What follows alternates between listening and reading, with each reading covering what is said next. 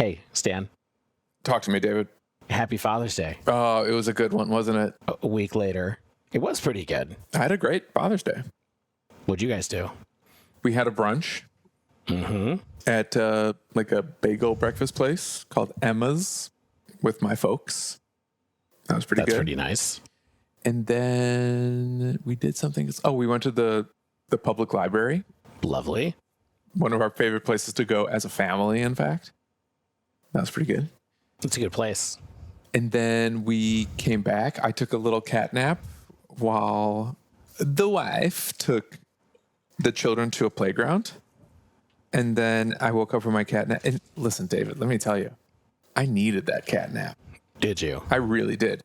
Yeah. Because then when I woke up, I joined them in the playground. And I could not have participated in the playground in earnest if not for the energy recharge that I got from said nap. Yeah. I went to a Cubs game. Yeah, who were they playing? They were playing the Pirates, the Pittsburgh Pirates. I got to sit in the fancy seats, Stan. That's probably because they were playing the Pirates and the fancy seats were affordable. They were given to us by a friend of my wife's. Last minute. So we ended up having a lot of things this weekend. We went to the Brick World Lego convention and saw a bunch of people from Lego Masters, the show, and also saw a bunch of incredible Lego contraptions. That was on Saturday in Schaumburg. I want to hear more about this.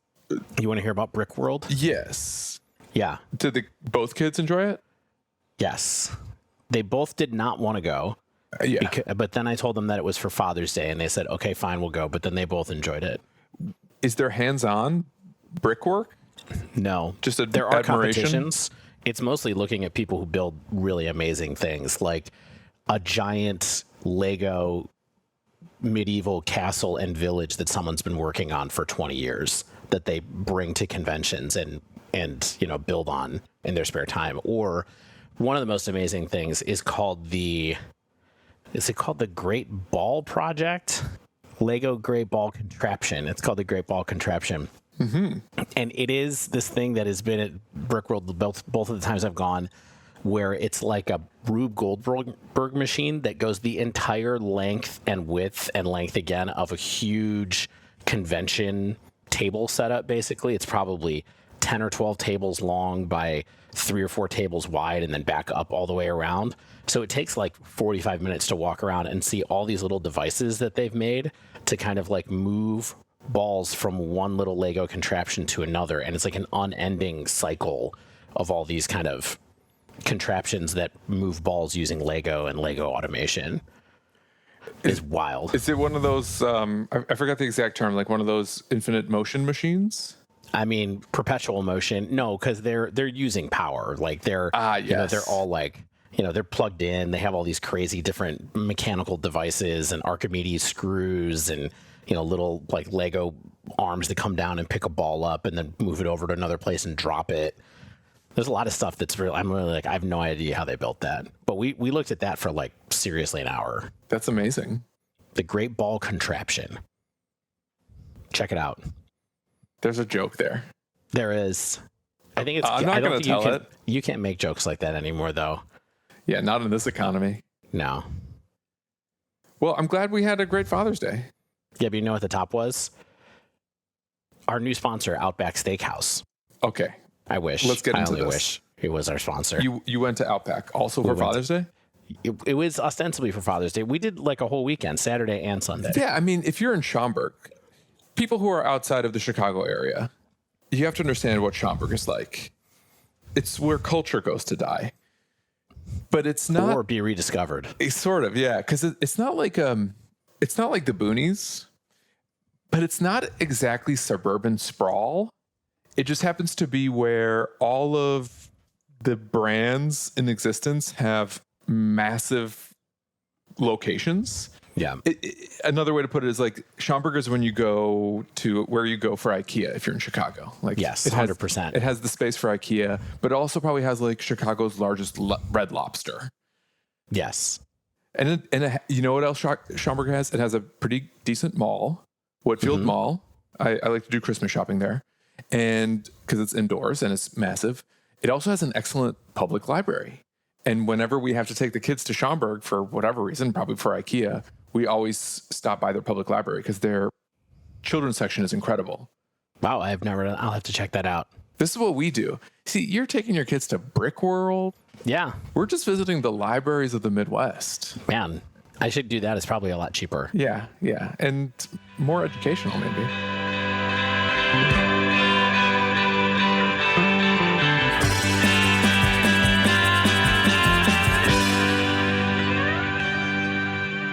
Hello and welcome to episode 326 of The Dive Down, a Magic the Gathering podcast focused on the latest decks, trends, and strategies for the casual spike.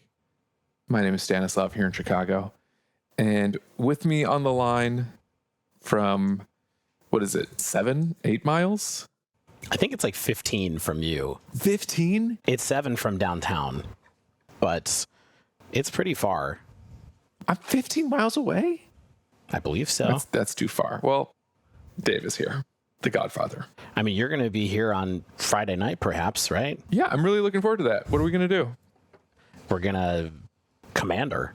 We're playing Commander? Person. Is that it? I think so. That's the plan? Well, there's going to be 4 of us. What else are you going to do? I don't know what else. Yeah. Should we just use this episode to plan our little Talk about our decks. West Side itinerary? Yeah, talk about the snacks that I need to buy for you when you come over to play Commander. Yeah, if I walk in and there's no assortment of snacks waiting for me, I'm turning around.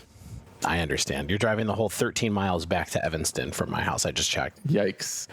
But what are we really doing? Because we already had a rambling cold open. Let's keep this tight. Let's keep the dive down tight this week. No, I would actually prefer to talk about as little magic as possible because they did it again. They overprinted. They over-delivered. We're going to talk about Final Fantasy, the video game inspiration behind the latest Magic the Gathering set. And I got to say, when I was looking at the data, it's been making a splash everywhere that we care about.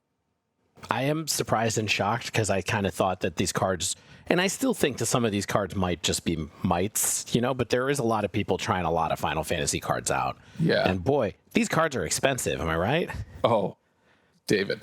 These boosters are making me thirsty. I have a soapbox that I will save for the exact perfect time when I can feel the attention span of our listeners starting to wane. I'm going to just surprise them with my hottest takes of all. So you didn't put that in the cold open? No. Where you should have put it when people's attention is waning? No, I think the cold open is everyone's favorite part, in fact. I don't know. All right, let's housekeep because we do have a new patron, Steve J. Hello, my friend, Steve. We're not actually friends to my knowledge, IRL, but we can be internet friends now that you're in the Dive Down Nation. And you, the listener, can also become our internet friend if you support us over at patreon.com/thedivedown. That gets you an invitation into the Dive Down Discord where wonderful things are happening every single day. All the time. Today, I dropped a little Easter egg that Shane and I are not on speaking terms, which was also news to him. And I think he's really stressing out about it. I know you know about the triangle trade that we have in our relationship, where it's you stress out Shane, then it's wait. Yeah, no, this is backwards. Usually Shane stresses out you. That's right. Yes. You stress out me. I stress out Shane. I know, and I flipped it on us somehow today. Yeah, maybe that's why he's so stressed out. Yeah, that must be it. Well, just a little teaser about what happens what happens in the Discord stays in the Discord, my friend. Not true. People are screen grabbing all the time in there. When Angel, David Boreanaz, left Buffy after season 5 and started the spin-off series, the superior spin-off series, Not Angel. superior, but decent show. David. We've never talked about Buffy before, have we? Have we not? I don't think so. The final season of Angel is the best season of any Buffyverse series. That might be true. It was so good. Yeah. All right. So what are you going to talk about David Boreanaz, though? He had an axe to grind? No. But for the first season or two of Angel, the two shows were happening kind of concurrently within their individual canons. And sometimes the plots would intertwine with one another and they would share characters. I feel like we should do something similar between the Dive Down and What's That in Your Pocket. Sure. That's what I'm getting at, basically. We certainly already have. Yeah. You can be the Wesley. Yeah. I'm kind of a Wesley, I guess. You're kind of a Wesley? I kind of thought maybe I was like a Xander. Am I a Xander, kind of? You wish. I wish I was Xander. You'd love to be Xander. Okay. Spike. Yeah. Well, you do have that incredible English accent and the blonde spikes. Yep. So Patreon, join us, hang out. You can also support us without our Patreon through our store at thedivedown.com/store or through our sponsors, Heavy Play, who will give you 10% off your first order at heavyplay.com if you use promo code thedivedown2025. There's also Mana Traders, who'll give you 25% cash back after 3 months of service. If you sign up with promo code thedivedown, that's all one word.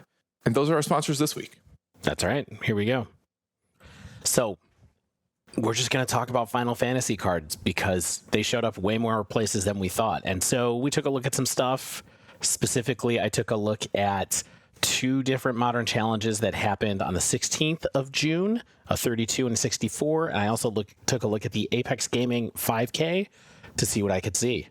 Meanwhile, I was scouring MTGO League results in both Modern as well as Pioneer, plus some challenges, especially within Pioneer, because one thing I found is that MTGO Pioneer organized play is almost non-existent outside of the challenges. And perhaps this is because a lot of the action is now happening in Arena, maybe. But if you look up Pioneer Leagues, granted, maybe I was about to say maybe there's fewer of them, but they're leagues, so they're on demand. But if you look up Pioneer Leagues on MTGO on Goldfish, you'll see like downloads of like 3 decks, 4 decks. It is slim pickings. Oh, that's bleak. Okay. Yeah, it's really low. The challenges people come out though, and here's what I've found. Here's my big hot take, and maybe we can look at the challenge or our data through this episode and kind of like discuss the merits and challenge it or see if maybe there's something here. I think this set is of a higher power level than the average standard set. I think when we first heard about Final Fantasy a year or two ago, we were under the impression that it was going to be a Lord of the Rings-esque straight to modern set. Mm-hmm. And my tinfoil hat theory is that at some point mid-production, it became a standard set. Yeah, but the power level retained what they were expecting for modern. And as a result, we might see an outsized impact on every format where this is legal, which is every format, because this was a higher power level set by design. Okay. We'll see. I am selling that statement right now for what it's worth. I'm not buying that statement right now. Not that I think that what you said is false. I just look at some of the cards that are being played here, and I'm not sure that they're going to stick or that they're going to expand or have new archetypes pop up around them. But let's see. Let's see what happens. Let's talk about what we saw. You don't think Demon Wall is here to stay, David? I don't think Demon Wall is here to stay. Pshaw. Anyway, here's Demon Wall. So modern. A number of decks that we haven't talked about in a while seeing results following the inclusion of Final Fantasy decks or Final Fantasy cards. Okay. I was going to start this, but why don't you tell me which deck you're thinking about with that? I'm just looking at the first deck on your list. Perfect. And it rhymes with Schmammerschmein. It is Hammertime. Now, are these results for real? Like, I think it's a fine result. So here's what we found with Hammertime. Looking at the Apex Gaming, Travis Brown, who is a well-known Magic content creator, I believe I've certainly followed him on Twitter or X back in the day, someone who plays a lot of Hammer and has put out a lot of Hammer deck lists over the years. Yeah. Also known as Disgruntled Elk. Disgruntled Elk, yeah. So someone who plays a lot of Hammer, someone who is well known, was at this Apex, came in 13th place with a red-white Boros Hammer list featuring 2 Cloud Midgard Mercenary. Remember, Cloud is the 2/1 kind of extra Stoneforge Mystic. And also, interestingly, this deck has 4 copies of Corey Steelcutter. So in case you needed another deck to be able to play Corey Steelcutter in, maybe Hammertime is one.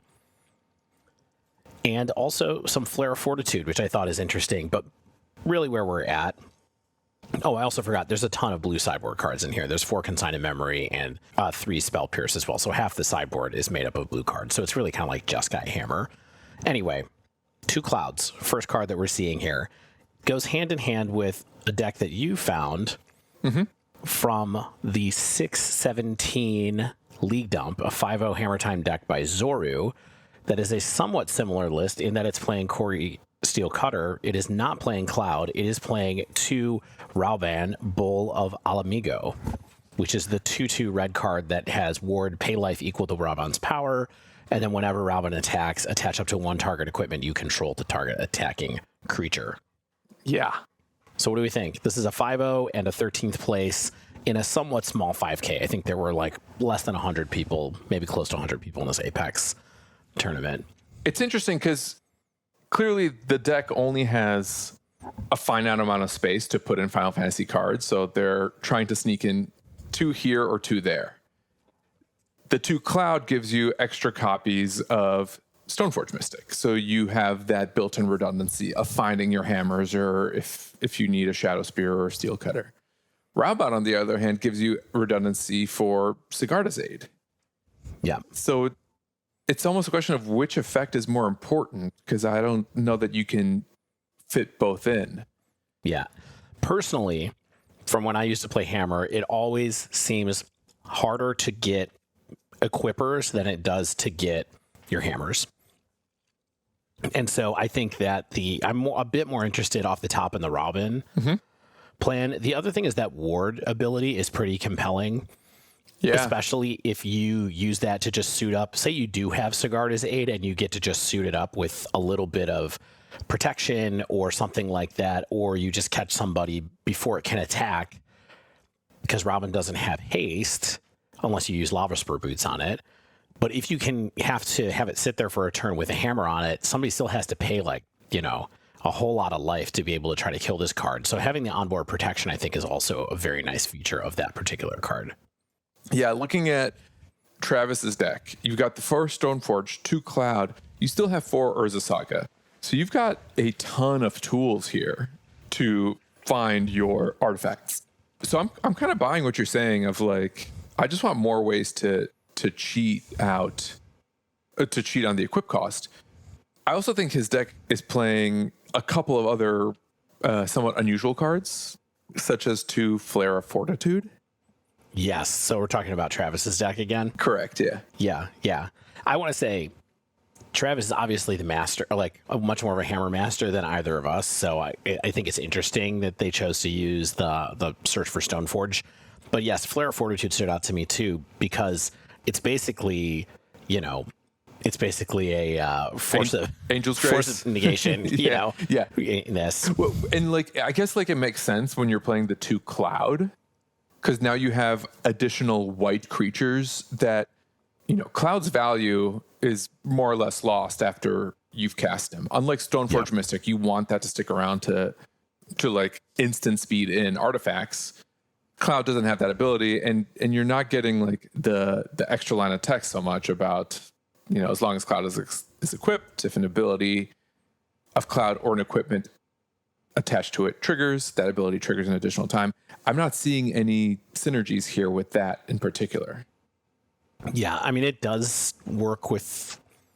It works with Corey Steel Cutter, I think, in a weird way. Oh, by making extra tokens? If it's equipped to somebody... No, there's a weird timing thing there where I think it does if it's already equipped to somebody. That's wild. I don't know. There's a timing thing there. I do think there's a way to split the difference too. Whether or not you want to, but you can shave on the Flare of Fortitudes. Travis is also playing a Paradise Mantle. You can sneak in a couple Raubahn then and still play Cloud for both versions of redundancy without some of that extra maybe situational fluff. Yeah. So we'll see. I don't want to spend forever talking about Hammertime, but Hammertime is a deck that many people have liked. Obviously, the artifact core is really strong in Modern right now, thanks to Mox Opal, which we should mention is also in this deck. And, maybe there's a chance that we will have some more Hammer tempo fun coming. I know you literally just said you don't want to spend all day talking about Hammertime, but I'm just going to add one more data point. Sure. South America Magic Series Premier RCQ happened this weekend too, and a Jeskai Hammertime deck finished in 8th place, playing 3 Raubahn. Interesting. Okay. In addition to Corey Steelcutter. So no clouds, but maybe there's some extra data there that Raubahn is a really good new tool for the deck that kind of like serves both the threat package as well as, you know, the ever important card as a redundancy as well. Let me make one tiny little observation. What if this is the prowess but better right now? Like if we have a grindy Affinity Corey Steelcutter deck, and then this is the other deck that's playing Corey Steelcutter, maybe has better threats, bigger threats, better burst potential than prowess. Like you don't necessarily lose your hand to execute your attack. I don't know. I like Hammer though, so we'll see. I don't hate it. Can we talk about the other deck that it uses, Mox Opal and other things like that, like Corey Steelcutter? Let's just skip over to Affinity for a minute. Yeah, let's do that. So while we're talking about artifacts, there were a couple of different Affinity builds that I saw floating around. One is Apex Gaming 5K. Edward Rojas, who came in 31st place, was playing a sort of blue Affinity list like we're used to, Flame of Anor. But the thing that was interesting to me about this is that no Corey Steelcutter, but we are playing 4 Astrologians Planisphere, which is the job select card for a generic and a blue that says equipped creature is a wizard in addition to other types, and has whenever you cast a non-creature spell and whenever you draw your 3rd card each turn, put a +1/+1 counter on this creature. Devon, what do you think about Astrologian's Planisphere in Affinity? You know, I think that card might be a little interesting. Not sure if it's as good as Corey Steelcutter, but we'll have to see. Time will tell. You know, there's some 0 mana artifacts that I think could be pretty good. Did you guys miss me, by the way? Yeah, absolutely. Welcome. You know, this is the first time that we've made it like 20 minutes into an episode, and I completely forgot to introduce the 3rd co-host and generally just ignored your presence here this whole time. And how rude of you. You've been politely sitting very quietly waiting to say something. We're just staring at the camera the whole time. Stan, we're just finally actually turning into blank check. If that were true, that would be what we were doing. It's just a 25-minute intro before they even introduce the guest. They don't even know. You know, they'll never know. They're like, can I talk now? Yeah, so we are just looking at Affinity lists right now in Modern with new cards. Talking about the one that was playing Planisphere, I think it makes Flame of Anor a little easier because it makes a wizard, right? Which is like, I don't know if you really need help doing that, but it's definitely something that I noticed. I guess the angle on this, and Devon, let me know what you think, or Stan, it felt to me like maybe Planisphere is like, okay, I can make my Tamiyo big if I want to, or I can make my Kappa Cannoneer even bigger if I want to with the ward, and just kind of focus on building those threats once the job select token dies. But I'm not totally sure what the plan is here. What do you think? Yeah, I mean, there's also, like, taking a look at this specific list, I'm going to pull it up right now, because it does have some synergy, also not just with the 0 mana creature, or 0 mana artifacts, rather like Bauble and Opal. It also has a little bit of synergy, too, with Thoughtcast. So draw some extra cards, put counters on it. Like you mentioned, the clues off of Tamiyo. You have some other cantrips. So, I don't know, it's very interesting, but I'm like, it's a little surprising to see the Planisphere here and not see Corey Steelcutter, especially with the Flame of Anors already. Because you would think that the Corey Steelcutters allows you to maybe get a little bit more pressure. It makes the Corys make your Saga tokens better too, because you can just like naturally have the Lava Spur Boots thing by just coring the Saga tokens. So I don't know. I'm not sure I don't know if it's better than Cutter. Yeah, I'm glad someone tried it, because we did say, hey, maybe someone will try this in a world where that in a similar role to Corey Steelcutter, but I'm not sure that this is going to be sticking around, but we'll see. The other thing that I found was in the 6/16/64 challenge, Fat Caster Mage, 10th place. This is an Is It Affinity list by a pilot named Fat Caster Mage. Excellent name, by the way. A pretty good name. Yeah, really good name. We've heard from Fat Caster Mage before. Guys, you know what my favorite Magic Online screen name I ever saw was? Pastor of Muppets is one of my favorites. Seen that? Yep. It's pretty good. Pretty good. Anyway, so this list has 3 Vivi or Netier in it. So we were waiting for a deck that was going to have this card in it. This card is over $50 a copy. Yeah. Because I think it's very good. And yeah, it is also Steel Cutter Affinity, Blue-Red Affinity with Steel Cutter, playing Vivi as well. But also the tricky thing that it has is what we were kind of talking about a little bit last week when we were talking about Vivi, 4 repeal in the main deck, which I have to assume is, it's a little bit of interaction, but it's also, if you get a loop going, you can pick up Vivi and keep casting spells over and over again. Yeah, similar to like what they're doing in Standard with this town ain't big enough. You can set up a loop where you have town ain't big enough, Vivi, and Storm Chasers. It's sort of a similar thing here, where you can like repeal your own mocks to keep going, play that, trigger the Vivi again. And Vivi, also notably, is a wizard for Flame of Venor. So it kind of ups your wizard count there in a similar fashion to the Planisphere. Yeah. Here's what I have to say. Play Paradoxical Outcome instead, you cowards. What are you doing? You're already paying 4. Anyway, I also wanted to note that there were 3 entries for this list in the smaller 6/16/32 challenge. That a list almost exactly like this came in 4th place, 19th place, and 23rd place in that challenge as well. So this seems to be something that people are liking a lot. I'd also like to point out that this deck cost $1,800. Oof. Is that a lot? That's I think a lot. so. Mox Amber is back over $50 a copy too. How much of that is the Opals? Looks like Opal is 630. 626. Yeah. For the play set, it's $150 a pop. Right. Yeah. Is that a lot? That's still only a third of the deck. If you really think about it, that's kind of wild. Yeah, this deck is pricey. It's almost 900 tickets on Magic Online even. Tamios are like, what, 35? I didn't know they were that much. Yeah. Anyway, I think this deck is really cool. And like we said, I think if Vivi has a place, it's going to be in something that's trying to do tricky stuff like this, personally. Yeah, I just question if... I mean, I guess this is sort of like a slower Affinity deck, comparing it to the previous version that had the card that I'm specifically thinking of as Kappa Cannoneer. So the sort of the Izzet versions not having access to that. Maybe they're like, a little bit... I was going to say they're not as fast, but they do have Corey Steel Cutter.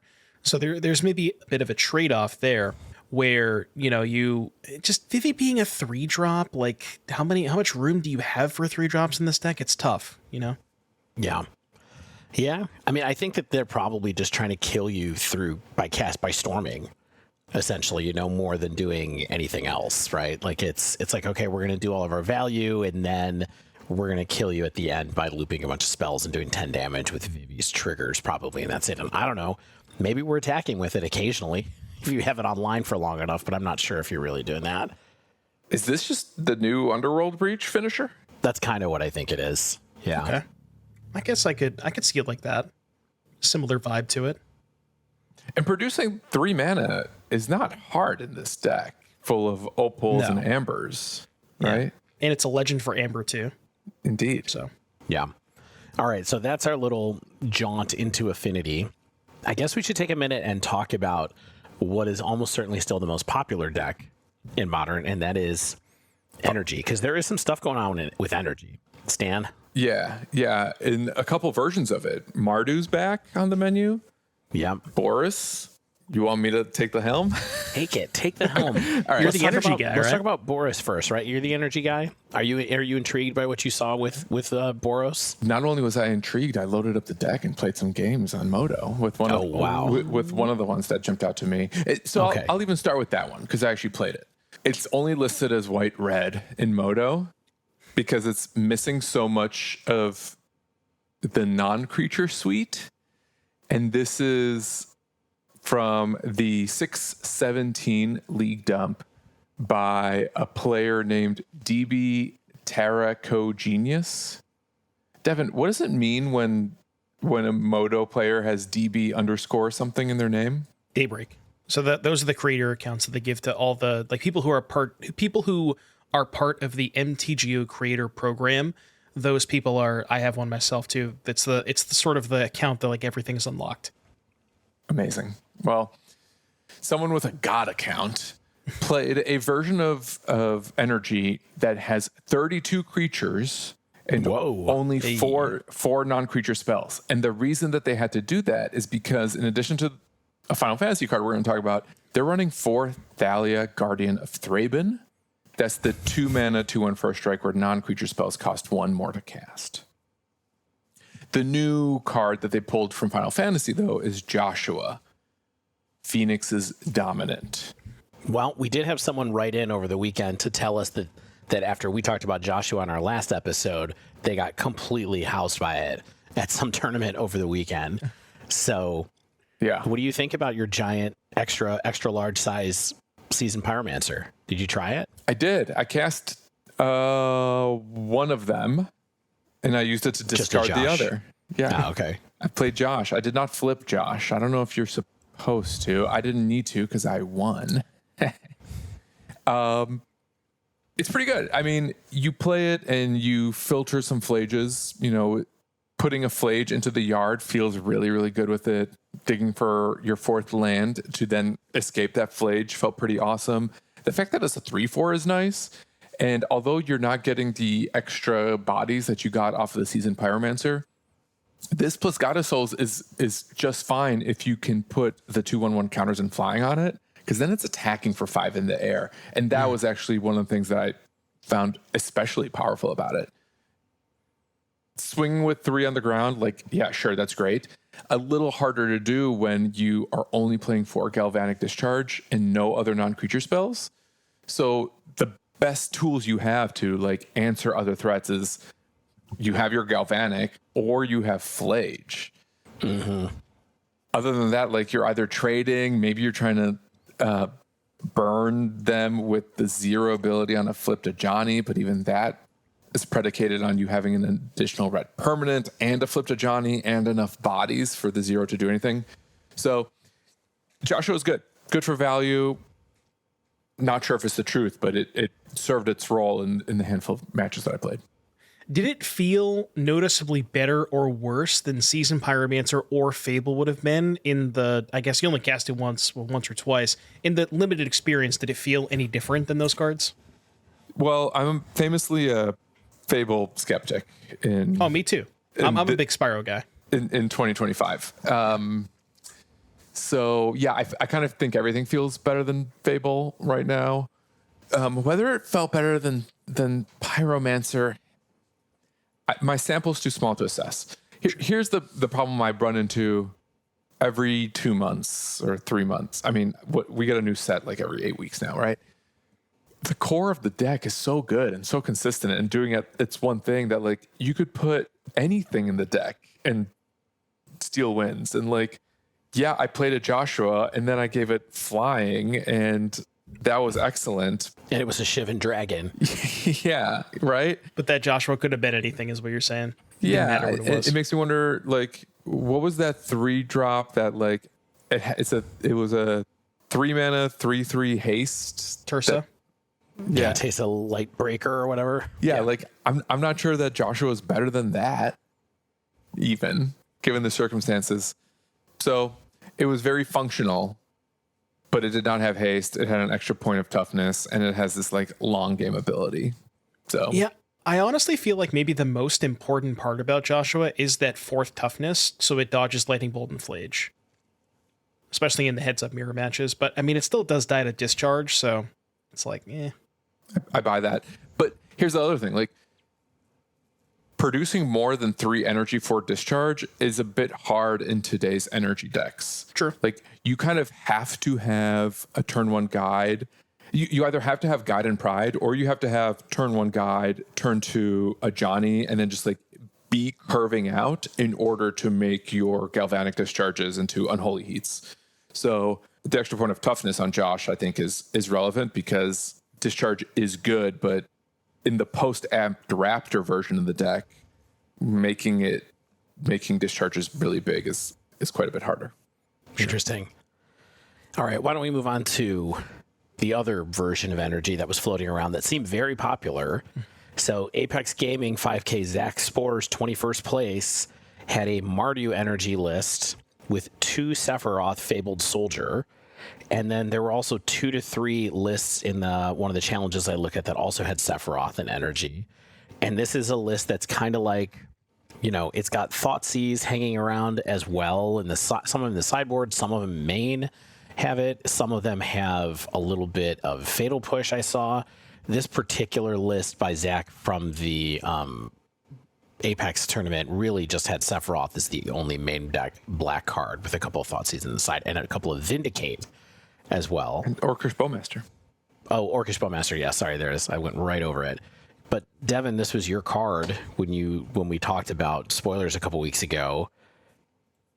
Are you surprised to see it in energy, or is this exactly where you thought it might end up? Honestly, I didn't even think about the application of Sephiroth in this sort of deck. Like, initially, I was thinking about it in more of like, I guess, Yawgmoth shells. I talked about how maybe it could be good with Kozilek's Command, but I didn't really think about, and it seems like a very obvious pairing now that I'm, seeing the deck list in front of me. But it works very well with the multiple bodies from like Seasoned Pyromancer, Bowmaster, Voice of Victory, and specifically with Bombardment. Like, you can really just kind of one-shot people, because every time you sack a creature to Bombardment, you're now getting 2 damage, one from the Bombardment, one from the Sephiroth. So yeah, it's good with Ocelot Pride too. Make a lot of tokens. I didn't really think about it in this shell. Mostly because just there haven't been a lot of Mardu decks, right? They've just been mostly Boros for the past couple of months. But it looks good.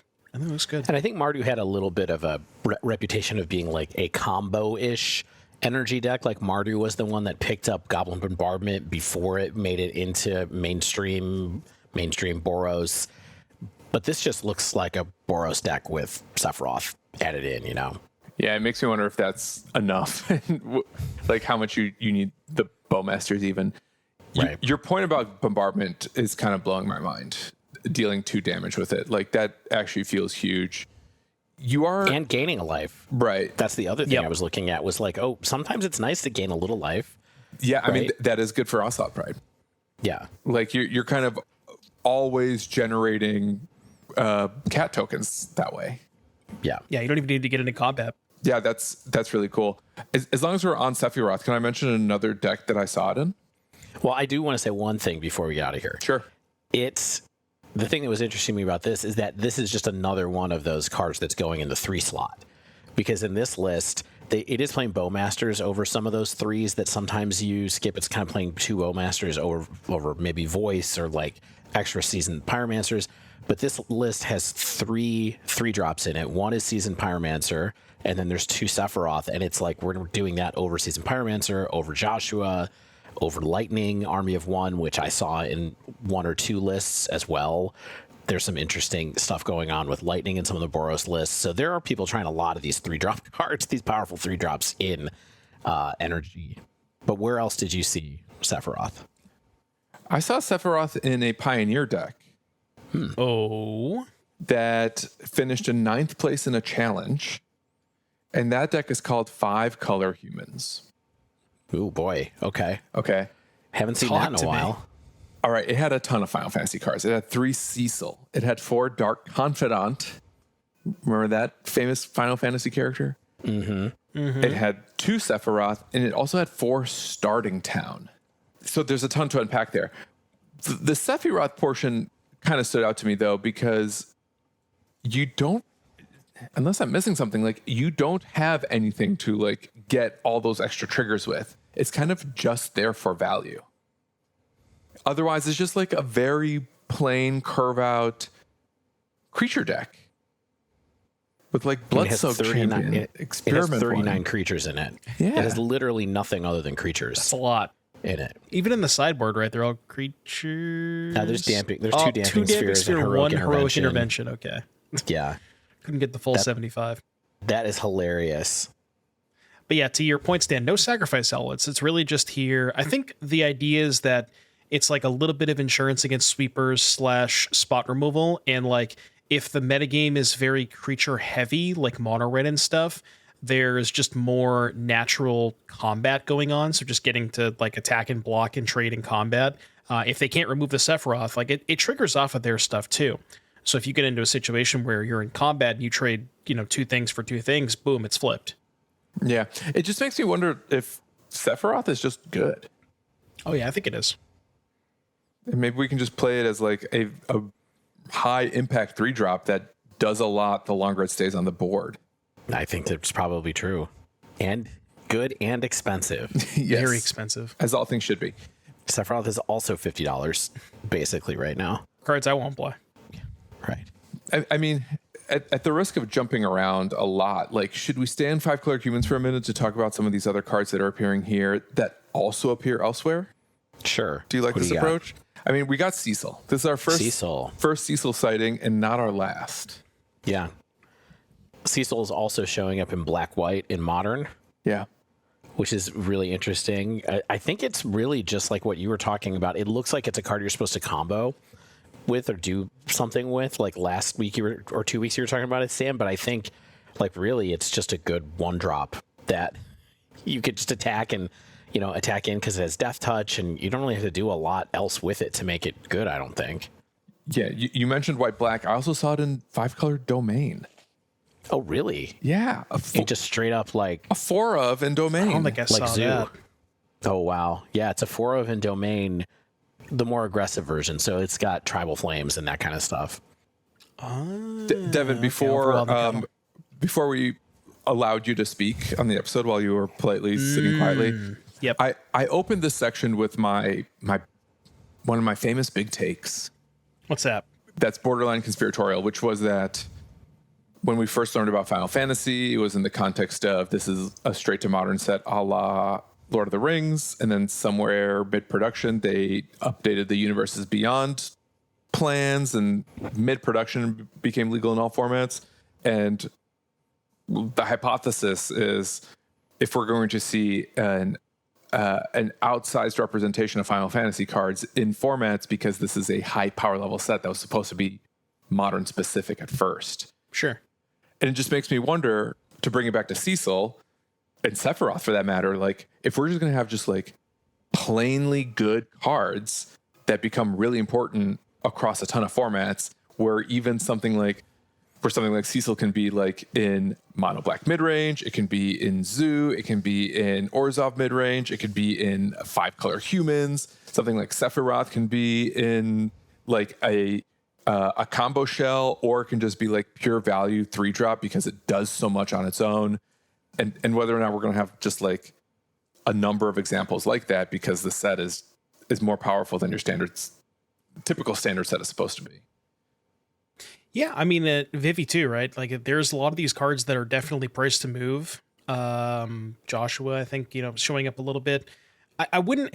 Funny enough, I actually think that in the current... I've been playing a lot of Standard over the past couple of days, and I think maybe in the current Standard metagame, the cards, believe it or not, may actually be, dare I say, less impactful than they are in Modern. I mean, Vivi, of course, in the Prowess deck, and maybe that's just a product of Standard being so warped around one particular deck. But yeah, Cecil, I've played a little bit with Cecil. That card's good too. Cecil. Fascinating. Cecil. I said at the beginning of the show that I wasn't sure I was believing in all these cards that we were seeing, that maybe these are people just trying out stuff. But I don't know. As we talk, I might get a little bit more excited and a little bit more like, yeah, that card actually does just look good on rate. And as we all know, those are my favorite kinds of cards, the ones that are just good on rate. And I think a lot of these cards, as we're kind of going through this episode and talking about the individual decks, there's a lot of different spots for them to be good. They're not sort of one-dimensional cards. They're good on offense. They sometimes can be good on defense. They're good in aggro, good in mid-range. A lot of applications for these cards. And I mean, that's, usually when you see the best cards in the set, they're not going to be like, for like a Goblin Guide, for example, or a Lava Spike. They're going to be more applicable in different places. Yeah. So we see Cecil all over the place. Cecil? Without going into too much detail, like there was a version of Domain with Joshua as well in the challenge. It finished in 29th place, but nonetheless, we talk about Vivi being all over the place. Like we see Splinter Twin in a challenge playing Vivi. Talk to me. I put that one there. See that list. I didn't even look at that list. 24th place with a 4-3 record. That's a positive record. Oh yeah. That is a positive. See, I will say sometimes the Goldfish is weird. Sometimes if it's an 8-round challenge, they'll still put 4 and 3. So They may have gone 5 and 3. We're not going to say they didn't. We're not going to say they did. Oh, interesting. But yeah, this list, I posted this list here because it looked kind of cool, where it's Splinter Twin. So you have the Deceive Reichsark plus Splinter Twin stuff. But you also have this kind of wizard package that's rounded out by Thundertrap Trainer, Tamio Inquisitive Student, and Snapcaster Mage. But Vivi, as we mentioned earlier, also happens to be a wizard for the Flame of Anor stuff. You have Flare of Denial to go with Thundertrap Trainer. Mm-hmm. And the one thing that I find kind of interesting about Vivi in this deck list is because it's playing with Preordain, you can sort of... what's the best way to describe this? Where your cantrips are sort of free in a sense, where if you have 4 mana and a Vivi, and you spend a mana on the Preordain, you find the Splinter Twin but don't have land 4, boom, you have Vivi. There's your 4th mana for Twin. So it like sort of allows your cantrips to be free if you're digging for the Splinter Twin, which I find kind of appealing. I find that extremely Mishra's appealing Bauble too. is just -1. Well, yeah, you can't draw a card that one. No Gitaxian. Imagine if we had Gitaxian Probe with Vivi. Ooh. I think about Gitaxian Probe all the time. Me too. And we will never have that card back, ever, ever. It's too bad. It's too bad. The world would be a better place with it in our hearts and minds. So how do you think this deck is? Is this deck really trying to Splinter Twin people, or are we really just being like, we're casting a lot of spells and maybe we'll Splinter Twin you? What if the Splinter Twin was just Vivi and Mishra's Bauble? Yeah, that's exactly the second Splinter Twin situation. Yeah. Yeah. Does it matter if it's trying to Splinter Twin people? Like, no. Maybe there's just blue-red control with 2 win conditions. You in a long enough timeline, you're going to just twin them, or you have this Vivi value engine tool as well that's going to do enough points of damage. Then sometimes you can like bolt, snap, bolt for the win if you have to. Yeah. Bolt, snap, bolt here does 8 damage thanks to Vivi.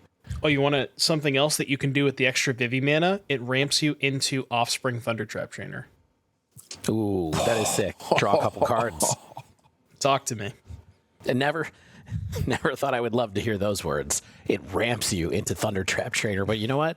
Thundertrap Trainer is the glue in a bunch of little decks that are floating around these days. Good card. It's in Belcher, isn't it? Yes. Like I keep seeing it in like Belcher. Yeah. Right? And it's in this deck, and it's in Pioneer, and like it's all over the place. So good card. Bloomborough. Notoriously good card. Good set.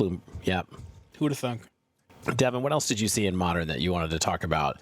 Anything else you had thrown in here? I threw in the Twin deck, the Domain deck. We talked about Mardu with Sephiroth. I think that's pretty much of the stuff that I threw in there. I got one for you that's real short. What you got? Titan got a card. It's called the Wandering Minstrel. Yeah. One got single copy. Single copy of Wandering Minstrel. Boom. Hey, you know what? I saw this card all over the place. I just didn't add in all the examples of it, but it was popping up a lot. Well, Dave, since you put the Amulet Titan deck list on here, why don't you go over an in-depth guide on how to go step-by-step combo with the Amulet Titan deck in 2025? I need that. I can't believe that this deck kills you with Mirror Pool. Now is where I'm at on Amulet Titan. Like the way that it kills you is attacking you with infinite Titans now. It's no longer attacking you with a giant Titan that double strikes you to death. So I can't recount the line here. Okay. And I got to tell you, I don't know why they would want to have 9 untap abilities, or why not, or like why it's necessarily. Maybe there is a good reason for it to be here. I mean, obviously it's like a zenithable, amulet, which is maybe just what it is. That's like the if reason. it's like, I'm having a really hard time getting amulets, or my amulets are getting killed, and so I can dig it up with Green Sun Zenith, and I have one of them. That seems fine. I love how much text there is on this Wandering Minstrel card that is about towns and such, and there's no towns. There's no towns here. Yeah, this card has 1, 2, 3, 5 relevant words on it, and then 2 paragraphs of nonsense. Yeah. But you know what? Good for you, Titan. We have it. More tutors, tutors upon tutors. Yeah. I can do a brief rapid fire of some familiar and oddball decks. Okay. Dimir. I saw a version from a league playing 2 copies of a card that I mentioned, Emmett Selch. Ooh. And I love that card. And I'm here to ask, is Emmett Selch the extra copies of Frog that we've been waiting for all along? Probably not. But I think it's notable that it's filling the yard for Oculus. Okay. It's a 2/4 vigilance card that's also drawing you cards. And filling your graveyard. Yeah, for Oculus. Yeah, exactly. And Frog, to be fair. It makes your frogs jump. That's right. Yeah. Ribbit. Which is pretty important. Ribbit. Yeah, I mean, that's cool to see. It's nice to see an extra threat here. What else do we got rapid fire? I'll even add, like, the backside lets you play cards from your graveyard, which seems good too. Like, if you're filling your yard, like, getting those frogs back is really, really powerful without having to use an unearth. Yeah, I mean, I will say one thing about this version of this deck is, like, I played this with Ring, right, when the One Ring was still around, and it was nice to have a card draw engine in this deck. And right now, you know, you get to draw cards with Psychic Frog, and there are other things, but having this, like, oh, maybe I get, like, massive card value out of the graveyard if the game goes long enough, can be helpful to help you, you know, recover if you get in a bad spot. Yeah. Okay, another deck that I'd like to share with you guys is, I mean, I guess it's Tron. It's colorless, but it's not playing the Urzatron lands. It's being called Eldrazi on Goldfish, so maybe we call it Eldrazi Tron. The card that it's playing that's noteworthy is Ultima, Origin of Oblivion. Ultima. So, for those who don't remember, Ultima, that's the 5 colorless for a 4/4 flying god. When it attacks, put a blight counter on target land. For as long as that land has a blight counter on it, it loses all land types and abilities and has tap for add a colorless. Whenever you tap a land for colorless, add an additional colorless. I checked with our resident judge in the Discord, Maria Looter Scooter, to see how this interacts with Blood Moon. And turns out it's good against Blood Moon. Because what ultimately happens, regardless of whether or not this comes in before or after the Blood Moon is in play, if this is out and you have a land with a blight counter, that land is tapping for colorless and producing that extra colorless too. All that changes is whether or not that land is a mountain as well. And that's where kind of like the order of cards entering the battlefield matters. But yeah, I think it's the same as the Saga Blood Moon ruling, right? Where it's like it loses all abilities, but it retains the abilities from the you know what I mean, from the chapters. Yeah, so the reading of this one was basically Ultima gives it an ability that says tap, add colorless, and it just has that ability no matter what happens. Yes. So whether it's a mountain or not, it still has the ability that says tap, add colorless. Right. And I think it's interesting in this colorless Eldrazi deck, at least, where it's both a quasi ramp target at 5 mana, but it's also letting you keep the chain going by producing exponentially more sources of colorless lands and giving you an out to Blood Moon effects. Not to mention it's a 4/4 flyer, which is like a perfectly decent threat as well. When I first read this card, initially I thought it was when it enters or attacks, and I was really excited about it. Yeah. And I almost feel like maybe it's like, because as you mentioned, this version is not playing Tron. I wonder if this particular user is sort of like doing this as like sort of a one-shot mana flare type thing, where it's like cast this early-ish, untap with it, double up my mana, and just kind of go from there. But I want this card to be good. I don't know if I'm convinced. It makes your Eldrazi Temple tap for 3. Does that help? True. Ugin's Labyrinth too. Oh yeah, and Ugin's Labyrinth too. Yeah. Mm-hmm. I don't know. It's interesting. I got a quick hit for you. Pioneer one, if we got to switch back to Pioneer. I just kind of threw this one at the very bottom because I thought you guys put this on here earlier. Claudio. So you guys are familiar with that name. Oh, sure. Of course. Claudio. Maybe. Claudio, Pioneer Master over here, he's been playing a little bit of this Esper deck, sort of like akin to Esper Legends from Standard, like year or two ago. And it's got a lot of the same Legends cards. So Skrelv, Defector Might, Denic Pious Apprentice, Rafine Scheming Seer, Shieldred, Gix, Yawgmoth Praetor. And then you're sort of combining that with the Black Interaction, Fatal Push, and Thoughtseize. And then 2 new cards, Cecil Dark Knight, very good legendary 1-drop and Dark Confidant because the curve is relatively low. So, I mean, pretty clean looking deck list, just a whole bunch of 4-ofs, but looks good. I mean, just a lot of good legends. I wonder if we can maybe like pair, now that we have an additional good legendary 1-drop, I almost wonder if this wants to be a Mox Amber deck now. And you can go like Cecil on 1 and then Rafine on turn 2 or something crazy like that. Something to think about. That would be wild. This is sort of like the evil version of the 5-color humans list that we were just looking at. Yeah. It's like Deep Cavern Bat and Dark Confidant and Skrelv and Dennick. Yeah. You know, and it actually has some, Dennick, a well-known villain, Dennick. But it has space for Fatal Push and Thoughtseize then, which is nice. I mean, any deck in Pioneer that starts with those two is probably off to a good start, right? This card's good. All right, I want to throw out a deck at y'all back on the modern train. And this is, I think, the closest I've come to seeing like a quasi new deck emerge post Final Fantasy. It's called Wurg. Wurg it. Wurg. It's a Cascade combo deck that's playing Bloodbraid Marauder for its Cascade ability. Oh boy. To cascade into Resurgent Belief, which is that mana-less sorcery that has suspend 2 for 1 and a white, return all enchantment cards from your graveyard to the battlefield. And I think the enchantment that you're trying to cheat out is summon Bahamut. What? Bahamut. Come on. We have to get it in the graveyard and also. But you have a lot of ways to get into the graveyard because you're playing a couple Fear of Missing Out, but you're also playing Cash Grab, Cathartic Pyre, Rumble. Malevolent Rumble, Bitter Reunion. Yes. If anything, you have too many ways to put stuff in the graveyard.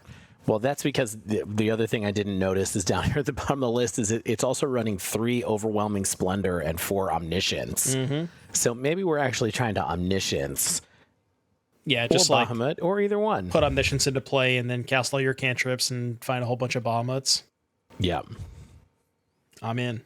I'll be honest with you. I was staring at this deck list for the longest time, and I saw Summon Bahamut, and for some reason, my brain thought it was Summon Brynhildr, and I was like, why are we playing 2 mana, 2/1, give something haste? And then I hovered over the card, and I was like, oh, that makes a lot more sense. Not you. Yeah, not you, Brynhildr. Bahamut is wild. I played with that a little bit in Standard. I played against it in Limited. Oh, God. Did not win that. Just would like to say. Not surprised. Pretty harsh. It's a 9/9 flyer. How good could it be? It only gets to attack you twice. I mean, I think this is cool. Yeah, let's do this. Why not? I'm sure that there's someone in our Discord who's going to go wild for this new Cascade list. Yeah, it looks like a Kilgore deck, was my It thinking. does. Hi, Kilgore. Hey, Kilgore. Hi. Yeah. That's kind of it, right? I mean, yes and no. Like, it depends on how deep we can go. We can talk about more Pioneer decks, too. Like, Yeah. Let's talk about Dark Confidant. Dark Confidant made its Pioneer debut. We're seeing it. I saw it in some Black-Red Prowess sideboards. I also saw it in the main deck of Mono Black Midrange along with Cecil. I even saw a Mono Black Midrange deck with 4 Demon Walls, but it finished 2-3, so take that with a grain of sodium. I think there was a number of instances of Dark Confidant appearing across Pioneer, and I wonder if this is just like another card that's not good enough for Modern anymore, but Pioneer level, no problem. It's been seeing some play in Standard, too. There's like Golgari midrange is playing it, Mono Black. I've seen some Dimir midrange decks playing it, so it's popping up a good bit in Standard, too. I would say more so than I thought I was going to. How much Standard play did it see when it was first printed? Tons. Years ago. I wasn't playing back then. 2005? I think it was tons is the answer. I would assume I wasn't so. playing then either, but I think it was defining of a moment in time there. I would guess. Listeners, get at us. If you were playing in 2005, let me know. Yeah, that was when I quit after Mercadian Masks before I came back for Zendikar. Yeah, I was technically playing at that time, but I was like I just started maybe 6 months prior, and I didn't know anything about standard. I was just playing casual at the LGS. Yep. Vivi is appearing in Phoenix and Lotus. Yep. Yeah. Great.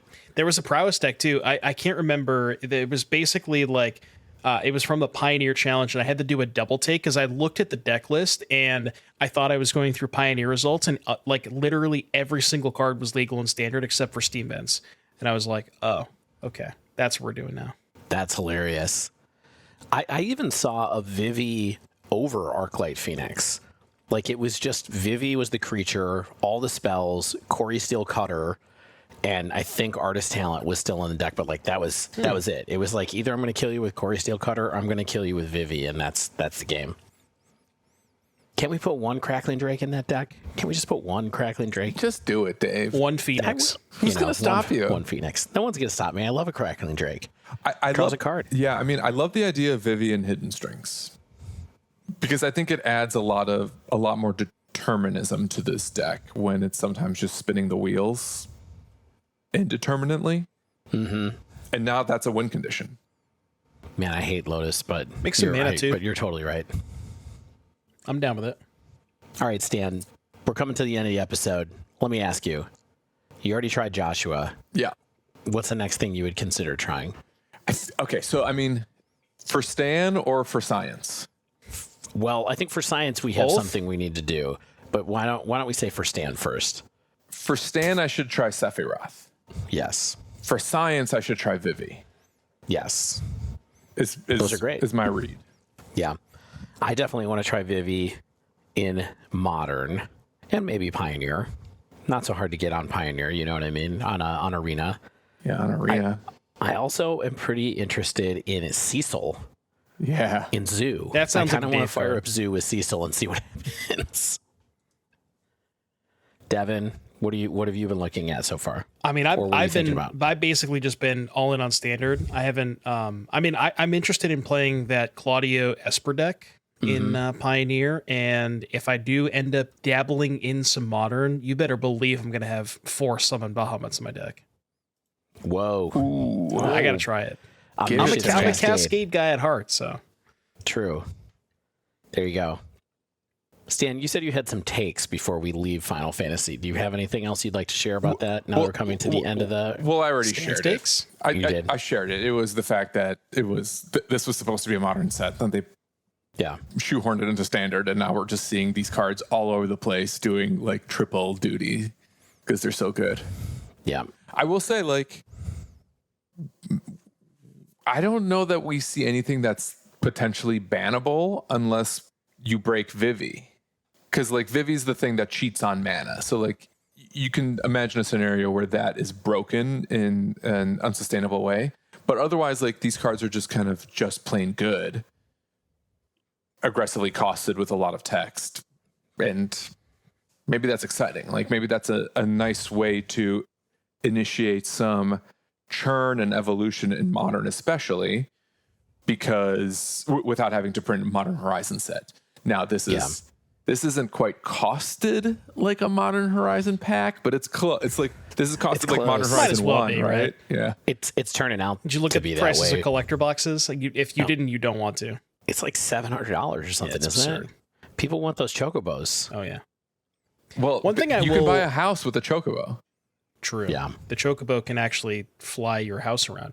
Anyways, one thing I will say about the set compared to like specifically in regards to Modern, if you're going to put a lot of power level into 3 mana cards, Joshua, Vivi, Sephiroth, getting people to play 3 mana cards in Modern is a good thing. I think we can all agree with that based on speed of the format and all that stuff. So if you incentivize people to put 3 mana cards in their deck, I think that's a plus.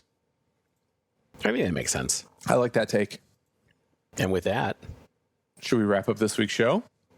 Devin, we said congratulations when you weren't here, but congratulations on your queue this weekend. Thank you. I ran back the same deck for, I assume you told the listeners already. Same We exact didn't 75. say. No, we didn't Oh, say you didn't? anything. Okay. Well, yeah, for those of you, we'll just kind of finish it off real quick. RCQ this weekend, I played the same Zoo Scam deck that we talked about in last week's episode.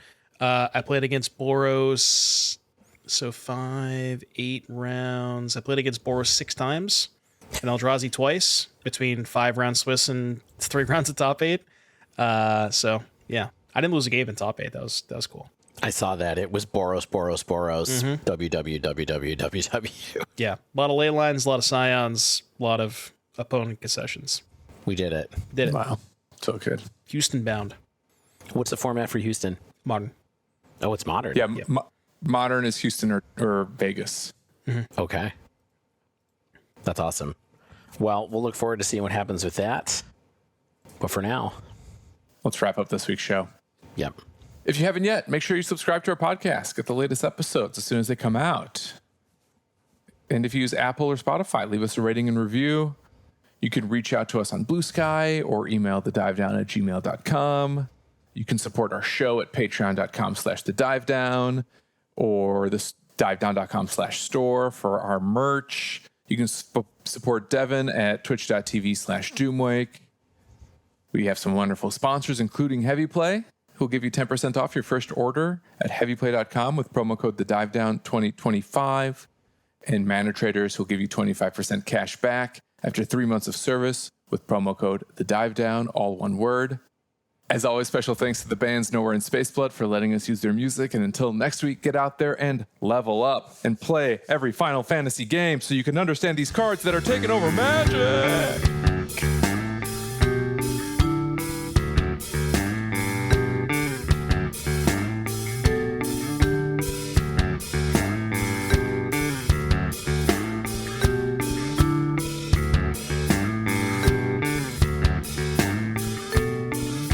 So, you think Devin's coming or no? Should we just keep doing this, or? Yeah, I don't think Devon's going to be here today. I think he fell asleep. All right, well, off the top then, if he comes, he'll join. Congratulations on your qualification, Devon. Shane's cutting all of this. We're just not going to refer to Devon except to mention that he's not here. Yeah.